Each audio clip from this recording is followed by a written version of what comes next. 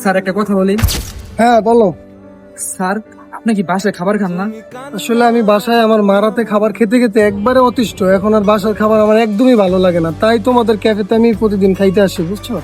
Sir একটা কথা বলি, মনে কিছু নিবেন না। বলো। স্যার আপনার মা যে আপনার জন্য খাবারটা রাখে, ওইটা কি আমার জন্য নিয়ে আসতে পারবেন? কেন? আমি কেন তোমার জন্য নিয়ে আসবো খাবার? স্যার আমি মার হাতে খাবার খেতে চাই। ওই যে স্যার আসতো না, ছোটবেলা অনেকের মা মারা যায়, তেমনই স্যার আমার মা মারা যায়, তাই মায়ের হাতের খাবারের স্বাদ কখনো বুঝি নাই স্যার আমি। আর শুনছি স্যার মানুষের কাছে মায়ের হাতে খাবারের স্বাদ আর কোথাও পাওয়া যায় না স্যার। আমি তোমার চোখের তারায় বাঁচি মা, আমি তোমায় ভালোবাসায় মুড়ে